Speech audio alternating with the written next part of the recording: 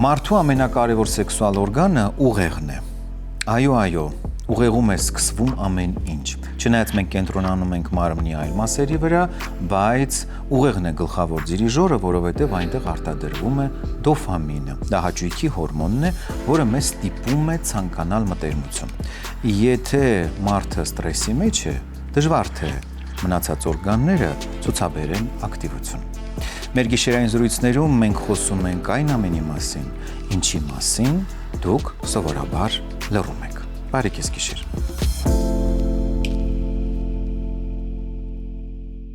Գիշերային զրույցի ընթացքում այսօր քննարկելու ենք մի թեմա, որը շատ կանանց համար վախի, տագնապի, իսկ երբեմն էլ լուր տառապանքի աղբյուր է։ Խոսելու ենք կլիմաքսի մասին։ Ինչ է սա։ Երիտասարդության ավարտ, թե կյանքի նոր իմաստուն փուլ։ Եվ այս նուրբ թեման վստահել ենք ոլորտի լավագույն մասնագետներից մեկին։ Մեր հյուրն բժշկական գիտությունների թեկնածու, մանկաբարձ գինեկոլոգ էնդոկրինոլոգ, առողջապահության կազմակերպիչ, առողջություն եւ առողջապահություն հասարակական կազմակերպության նախագահ Լիլիթ Կուջոյանն է։ Տիկին Կուջոյան, բարի քեզ գիշեր, շնորհակալ եմ հերթական անգամ մեր հյուրը լինելու եւ այս կարեւոր թեման միասին քննարկելու համար։ Բարև ձեզ, պարոն Շարամանյան, շատ շնորհակալ եմ կրկին ինձ հրավիրելու համար։ Տիկին Կուջոյան, հասարակության մեջ կլիմաքս բառը բավականին դաժան ասոցիացիաներ է առաջացնում եւ բնականաբար երբ ասում են կլիմաքս, մտածում են կանացիության եւ ընդհանրապես այն ամեն ինչ որ կապված է կնոջ առողջության, հատկապես սեռական եւ արտադրողական առողջության ավարտ։ Եկեք փորձենք բնորոշել, տալ սահմանումը, բացատրել ինչ է դա։ Դա իսկապես ավարտ է, թե ոչ այդքան ավարտ է եւ այնուամենայնիվ ինչ է կլիմաքսը։ Ընդհանրապես ավարտ չէ։ Այսօր դա շատ կարևոր է։ Նախ ասեմ, որ այդ միտումը մոտեցումը կլիմաքսին կա ոչ միայն մեր նման զարգացող երկրներում, այլ նույնիսկ զարգացած երկրներում, որ կնոջ կլիմաքսը համարում են կյանքի ինչ-որ կարելի ասել ավարտ, անկում եւ այլ վատ բնութագրիչներով են, անվանակում, մայրամուտ եւ այլն։ Այնինչ կլիմաքսը դա կնոջ հաջորդ ֆիզիոլոգիական տարիքային շրջանն է, ավելի հասուն, ավելի կայացած, ավելի ուրեմն կարգավորված կյանքով, ավելի կյանքին լուրջ հայացքով նայող կնոջ, ով ուրեմն մտնում է այդ շրջան որոշակի ֆիզիոլոգիական փոփոխություններով, մասնավորապես դա վերարտադրողական տարիքին, կարելի ասել ավարտն է, եւ ուրեմն այն ժամանակաշրջանն է, որում դաշտանային ցիկլ չի լինում կնոջ մոտ կամ լինում է ուրեմն հազվագյուտ, հետագայում արդեն մարման միտումով։ Եթե համարում ենք որպես ֆիզիոլոգիական շրջան, ապա ասեմ, որ դա միջինում լինում է 45-ից 55 տարիքային ժամանակահատվածում, կախված ժառանգական նախատրամադրվածությունից, տարբեր այլ գործոններից, տարբեր կանանց մոտ տարբեր է լինում։ Դրանից շուտ եւ դրանից ուշ արդեն խնդիրներ են, որոնք որ երևի թե այսօր չենք հասցնի քննարկել։ Այսինքն, եթե փորձենք ընդհանրացնել տարիքային ժամանակահատվածը, որին պետք է ուշադրել լինի կինը, որտեղ շատերին անհանգստացնում է, երբ է այն սկսվում եւ ինչ նշաններ կան, որոնց պետք է կինը ուշադրություն դարձնի, դա ձեր նշած տարիքային ժամանակահատվածն է։ Տեսեք, ֆիզիոլոգիապես, հորմոնների նվազման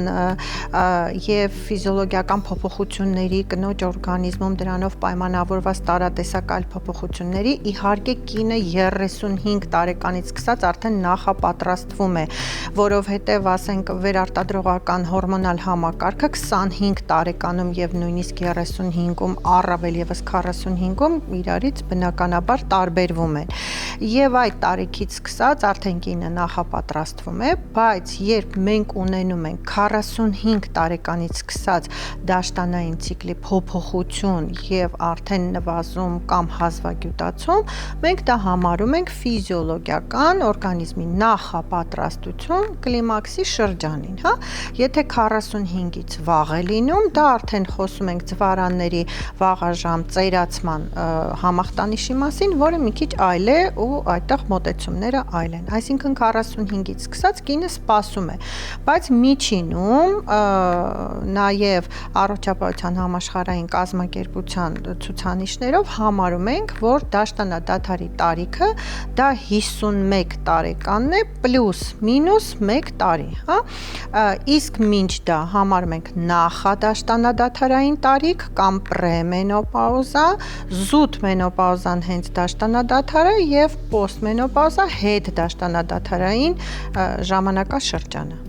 Իսկ նշանները, ինչ նշանների արկայության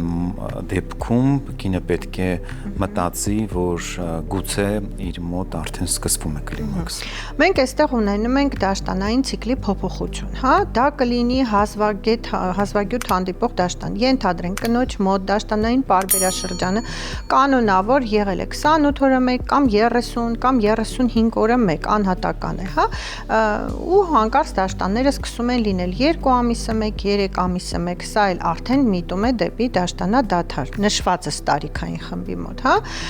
կարող է լինել նաև այլ խնդիրներ, կնոջ մոտ լինի կանոնավոր դաշտան, կանոնավոր, պարզապես լինի քանակական փոփոխություն, հա, եւ օրերի կարճացում, սա էլ է դրա նշանը, կարող է դաշտանային ցիկլի հետ ընդհանրապես ոչ մի փոփոխություն չլինի, բայց կինը զգա, որ մաշկը թորշնում է, ինքը սկսում է անդադ քրտնել, այդ այսպես ասած պրիլիվները կամ ջրհորդանքները հայերեն ասած, հա, որոնք որ կարող են տարբեր կանանց մոտ լինել տարբեր։ Կին կա, ում մոտ օրը 3 անգամ է, կանայք կան, որոնց մոտ 15-ից 20 անգամ է, որը որ համարում ենք բավականին ծանր կլիմակտերիկ համախտանիշ, հա։ Կան կանայք, որոնք որ նկատում են կնճիռների շատացում, մաշկի չորացման շատացում, քաշի ավելացում, սննդակարգը նույնն է, ապրելակերպը նույնն է, քաշը ավելանում է։ Բացի դրանից պետք է մեծ ուշադրություն դարձնենք կնոջ հոգեհուզական համակարգին, որովհետև ունենք շատ կանայք, որոնք որ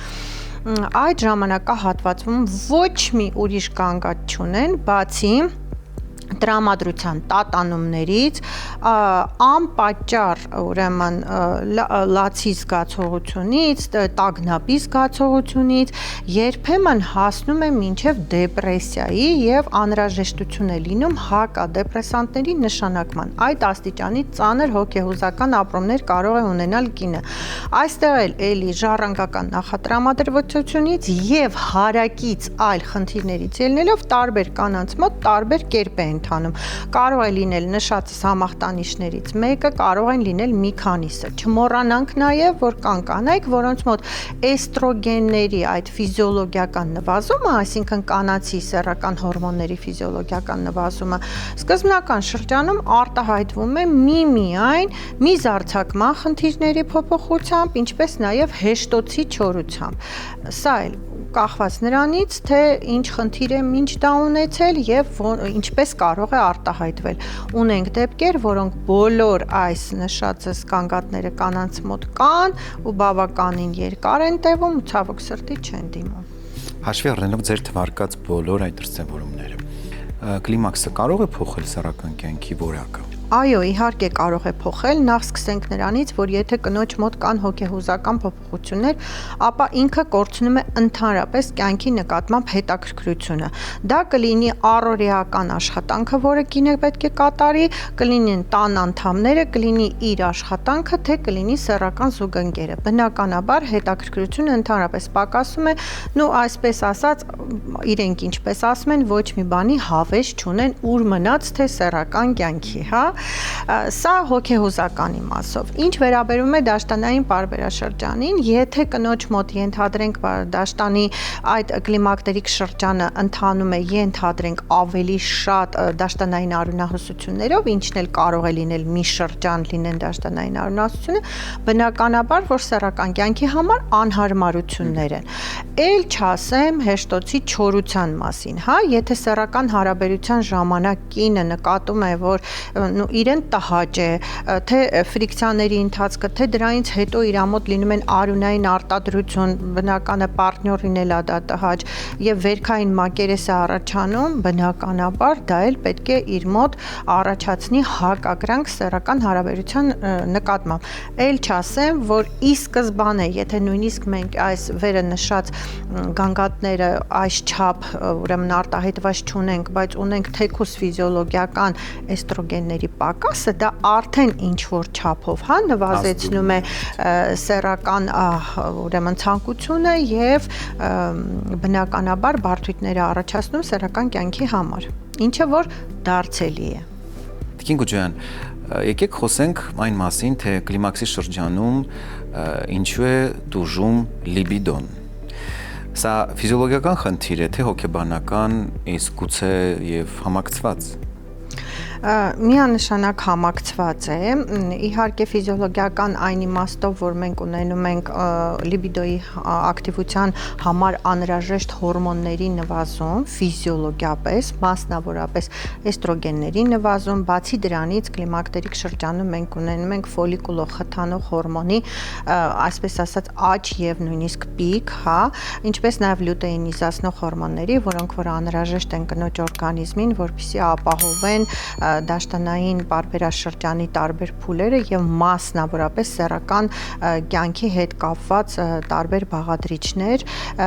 այստեղ նաեւ գումարվում է իհարկե հոգեհուզական կոմպոնենտը, հատկապես այն դեպքերում, եթե կանանց մոտ այդ սիմպտոմատիկայով է ընթանում, ուրեմն կլիմաքսի շրջանը եւ դրան գումարվում է ոչ այդքան նրբանկատ սեռական զուգընկերը, հա, որովհետեւ տեսեք այդ շրջանում կինը ինքը իր օրգանիզմում նկատում է որոշակի փոփոխություններ, որոնք որ երիտասարդ տարիքում չի ունեցել, կլինի դա մաշկի հետ կապված փոփոխությունները, կլինեն կառուցվածքի հետ կապված փոփոխությունները եւ բնականաբար ոնց որ ինքը այդ ապրումներով ապրելով շատ անգամ ամուսնու զուգընկերոջ հետ չկիսվելով, եթե նա էլ մի փոքր ասենք աննրբանկատ լինի, կոպիտ լինի, անուշադիր լինի, ապա կինը այդ իր մտածմունքների մեջ ոնց որ խորանում է եւ բնականաբար, եթե ուղեղը չի անջատվում, անընդհատ մտածում է դրա մասին, սեռական կյանքով լիարժեք ապրել չի կարող։ Դրա համար այս բոլոր հանգամանքները իհարկե համակցված են։ Ինչպես դուք նշեցիք, կանայք այս դեպքում գանգատվում են նաեւ հեշտոցի չորությունից, երբեմն էլ նաեւ ցավից հարաբերության ժամանակ, բայց ամաչում են խոսել այդ մասին։ Նույնիսկ երբ գալիս են մեզ մոտ սեքսոլոգիական խորհրդատվության, վստահ եմ նաև ձեր պարագայում էլ դժվարությամբ են խոսում։ Ինչ անենք նման դեպքերում եւ ինչպես տրամադրենք, որ այցելուն անկաշկանդ խոսի եւ մենք էլ ժամանակին կարողանանք օգնել ու բուժել։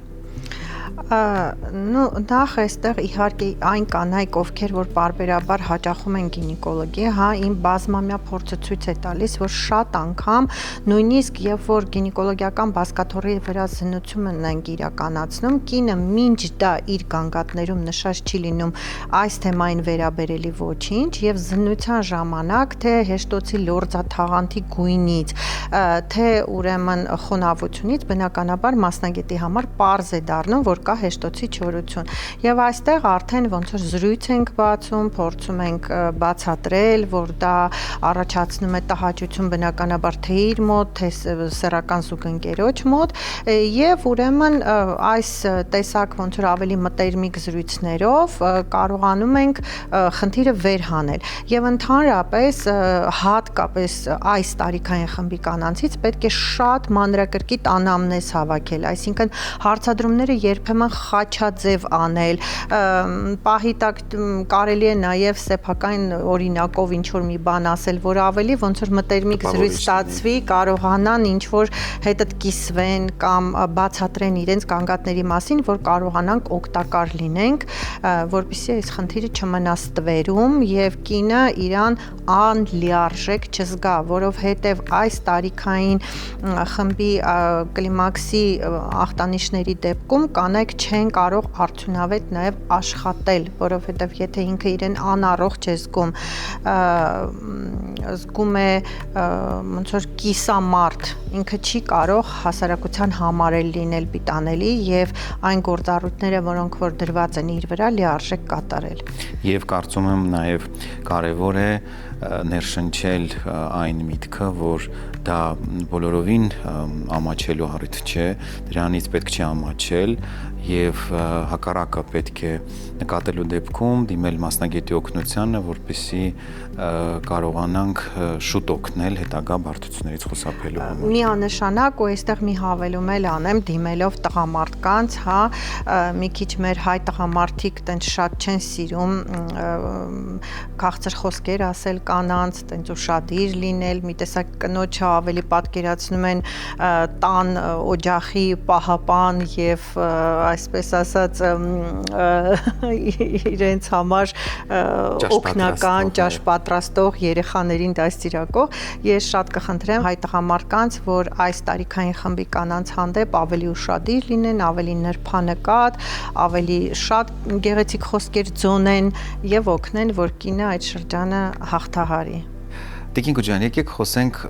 հորմոնալ փոխարինող թերապիայի մասին, որի մասին կան բազմաթիվ միֆեր եւ որի պատճառով շատ կանայք հրաժարվում են բուժումից։ Ում է այն ցուցված, ում է հակացուցված եւ եթե կինը ինչ-ինչ պատճառներով չի ուզում ընդունել այդ բուժումը, ինչ անենք այդ դեպքում։ Պարոն Շահրամանյան, իմ սիրած թեմաներից մեկն է, որովհետև ես տասնամյակներ շարունակ պայքարում եմ այս միֆի հետ, որ հորմոնների հետ պատերազմ է մղված հորմոնների դեմ։ Ուրեմն, տեսեք, եթե հորմոն փոխարինող թերապիան կնոջ անհրաժեշտ է, ուրեմն այն պիտի նշանակվի իհարկե հակացություններ չլինելու դեպքում, հա։ Ինչու՞, որովհետև անընդհատ նշեցինք, որ կլիմաքսը դա որոշակի հորմոնների անկումն է, նվազումն է։ Ուրեմն մենք պետք է ինչ-որ փոխարինենք դրանք, չէ՞, որ կարողանանք պայքարենք նշված ուրեմն գանգատների դեմ։ Հիմա հորմոն փոխարինող թերապիայի տարբեր տեսակներ ունենք, իհարկե մեր երկրում այդքան մեծ չի ընտրությունը, բայց ունենք այնինչ ունենք, դրանով էլ աշխատում ենք եւ ուրեմն ինչ է տալիս հորմոն փոխարինող թերապիան, լրացնելով էստրոգենների դեֆիցիտը, ինչպես նաեւ որոշները պրոգեստերոնի դեֆիցիտը, ոչ միայն կնոջը ապահովում են մաշկի լավ որակ, բարձր տրամադրություն, հոգեհուզական համակարգի բարելավում, լավ առողջ սեռական կյանք, հեշտոցի չորության նվազում, ինչպես նաև ամրապնդում են ոսկրերը, ինչը որ մենք կլիմակտերիկ շրջանում ունենք նաև էստրոգենների դեֆիցիտի պակասով պայմանավորված հաճախակի կոտրվածքներ եւ այլն, դրա կանխումն են ապահովում, ապացուցված է նաև հորմոն փոխարինող թերապիան, նվազեցնում է կանանց մոտ սրտամկանի ինֆարկտի ուրեմն առաջացումը, հավանականությունը, դա էլ են նվազեցնում եւ այս բոլոր դրական գործոնների ազդեցությամբ պայմանավորված կինը իրեն զգում է իհարկե լիարժեք եւ առողջ անձ։ Հիմա մենք ունենք իհարկե խումբ կանանց, որոնց որ հակացուցված է հորմոն փոխարինող թերապիան, հա։ Դրանք այն կանայք են, ովքեր որ ծխում են, ցավոք սրտի, ինչը որ հեչ լավ չի կնոջ առողջության համար, բայց այնուամենայնիվ ունեն զարկերակային հիպերտենզիա, ունեն գերքաշ, ունեն շաքարային դիաբետ, ունեն ուրեմն վարիկոզ անոթների լայնացում, ունեն նաև լյարդի լեղապարկի ծանր հիվանդություններ, բոլոր եւ անամնեզում, ինչպես նաեւ ժառանգական ուրեմն ուռուցքային հիվանդություններ։ Այս բոլոր դեպքերում իհարկե չենք կարող կնոջը նշանակել հորմոն փոխարինող թերապիա եւ նշանակում ենք դրանց փոխարինողները, այսինքն բուսական պրեպարատներ, որոնք որ իհարկե չեն կարող այդ չափ հզոր ազդեցություն ունենալ, մի քիչ ավելի երկարատև են ընդունվում, բայց այնուամենայնիվ նույնպես առաջացնում են իրենց դրական փոփոխությունները։ Երբեմն ցուցված է, երբ որ մենք տեղային, այսինքն այսպես ասած հորմոնալ պլաստիրները կարճ ժամանակով նշանակում ենք, որ թիրախային տալիս են կնոջը էստրոգեն, եթե չունի դրա հակացումը, այո, դրա հետ մեկտեղ նշանակում ենք բուսական պրեպարատներ։ իհարկե սրան զուգահեռ տանելով նաև հարակից մնացած բոլոր գանգատների բուժումները։ Կլինի դա նույն հեշտոցիչիորության տեղային բուժումը, կլինի դա կլիմաքսի շրջանում հաճախ կրկնվող, այսպես ասած, ատրոֆիկ կոլպիտների, այսինքն այդ էստրոգենների պակասով պայմանավորված անընդհատ կրկնվող բորբոքումների բուժումը, թե կլինի դա զարկերակային հիպերտենզիան, հոգեհուզական համակարգը, ինչպես նաև այդ ջրհորդանքների դեմ պայքարը։ Այսինքն սա համակցված բուժում է,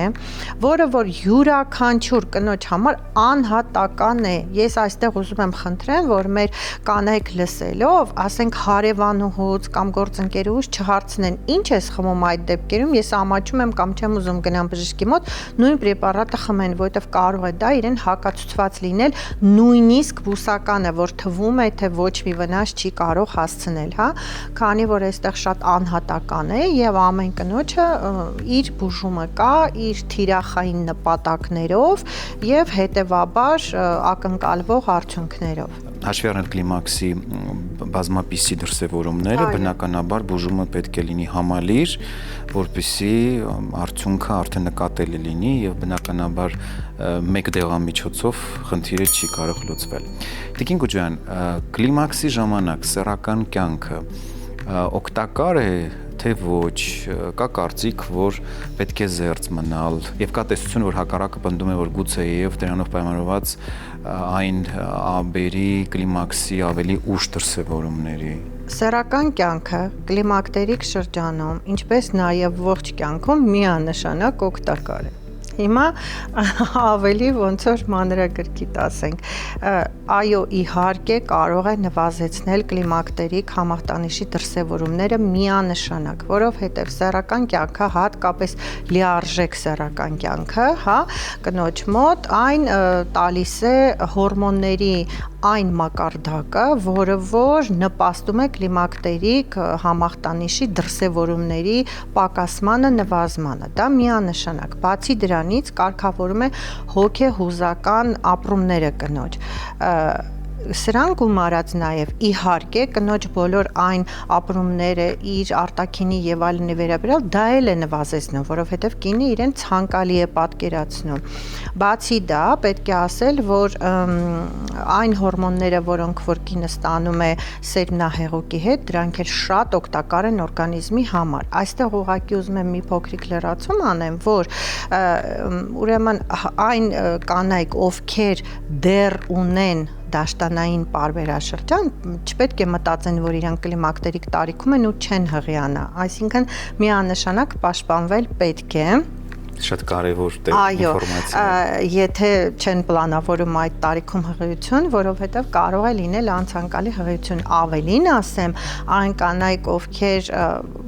շուրջ 1 տարուց ավելի պակաս ժամանակահատվածում ունեն դաշտանի բացակայություն, դա էլ է վտանգավոր անցումային շրջան, այսինքն լիարժեք 1 տարի չպետք է լինի դաշտան, որ համարեն, որ հղիանալու մասով իրենք ապահովված են եւ կարող են այլևս պաշտպանված սեռական հարաբերություն չունենալ, հա, նաև ասվում է, որ սա այն տարիքային ուրեմն փուլն է, երբ կինը արդեն ոնց որ ուղեղը անջատում է այդ անցանկալի հղիության հանգամանքից եւ կարող է լիարժեք վայելել սեռական կյանքը, եթե իհարկե իր հասակակից կամ իրենից տարիքով ավելի ավագ զուգընկերը չունենա սեռական խնդիրներ, որը հաճախ լինում է եւ խնդիրներ է ստեղծում։ Այո, դուք ինձանից լավ գիտեք, որ տղամարդկանց մոտ նույնիսկ շատ ավելի երիտասարդ տարիքում են սկսում նման խնդիրներ եւ նույնիսկ կան կանայք, որոնք որ այդ կլիմակտերիկ շրջանում ունենալով լիարժեք կյանք, լիարժեք սեռական ցանկություն գերադասում են իրենցից ավելի երիտասարդ սեռական զուգընկերներին, այնպես որ տղամարդկանց էլ հորդորում եմ, որ հետևեն իրենց առողջությանը, որպեսզի նման պատմություններին խուսափեն,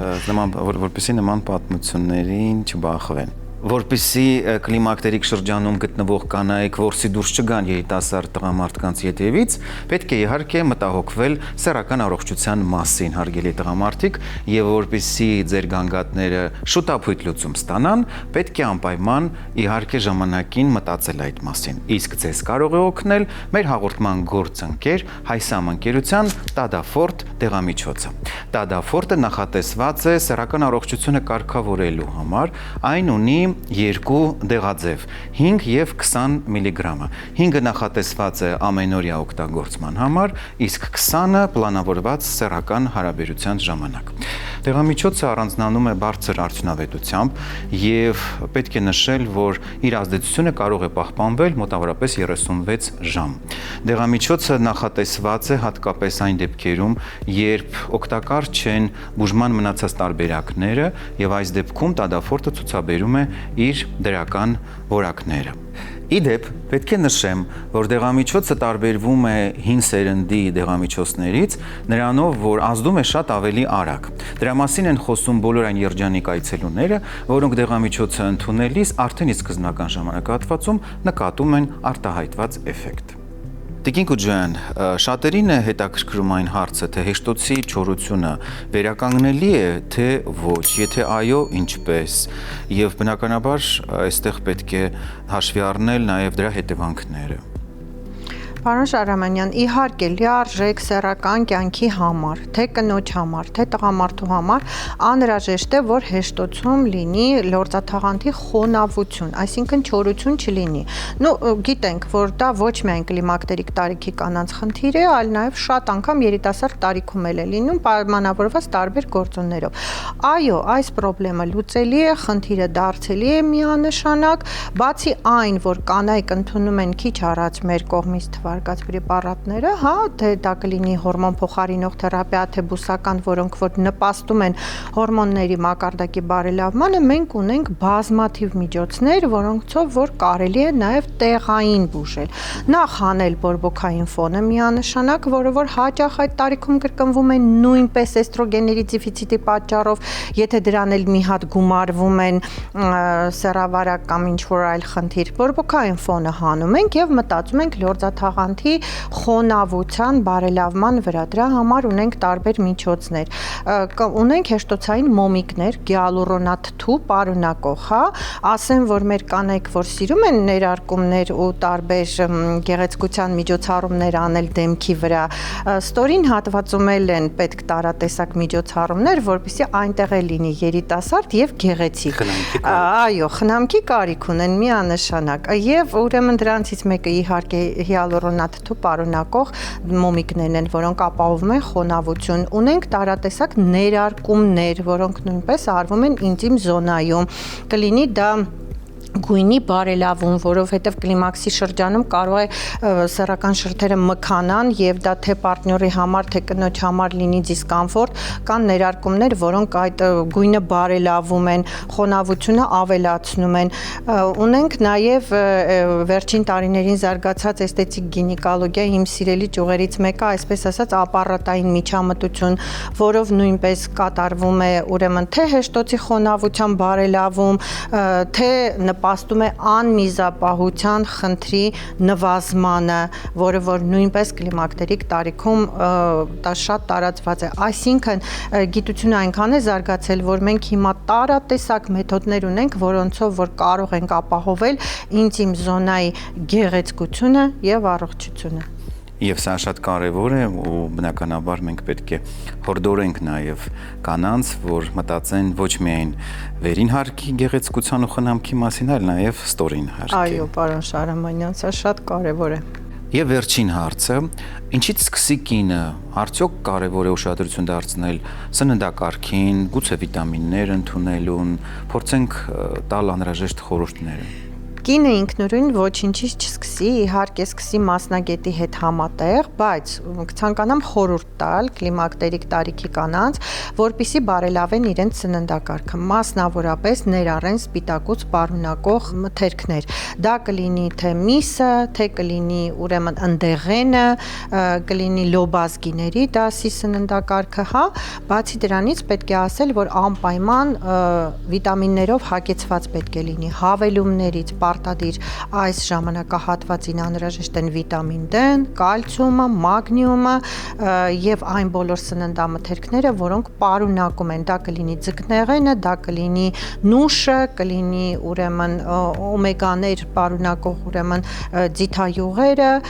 եւ այսպես շարունակելի ցանկը մեծ է, որը որ անպայման անհրաժեշտ է, որպեսզի մենք համալրենք սննդակարգը այդ ուրեմն մթերքներով, որպես օգնություն նշանակված այլ միջոցների։ Շնորհակալ եմ շատ։ Թեման բարդ է եւ այն լուսաբանելը նույնպես իհարկե հեշտ չէ։ Շնորհակալություն չափազանց մանրակրկիտ ներկայացնելու համար։ Վստահ եմ իհարկե մեզ հետևողները կստանան իրենց հուզող հարցերի պատասխանները։ Ես եմ շնորհակալ պարոն Շահրամանյան հրավիրելու համար, ինչպես միշտ շատ ուրախ եմ ձեր տաղավարում գտնվելու։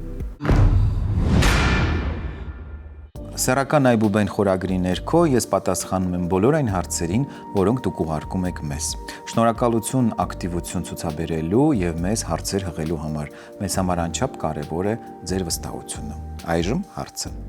Բժիշկ ջան, վերջին անգամ սեռական հարաբերության ժամանակ հանկարծ սուր ցավ զգացի։ Հետո տեսա, որ սեռական օրգանի սանձիկը, թելիկը, պատռվել է եւ արյուն է գալիս։ Շատ անհանգստացա, բայց բժշկի չեմ դիմել։ Ինչ կարելի է անել տնային պայմաններում եւ արդյոք սա հետագայում կազդի սեռական կյանքի կամ առողջության վրա։ Սանձիկի վնասումը կամ ինչպես ժողովուրդն է ասում, թելիկի վնասումը տարածված խնդիր է։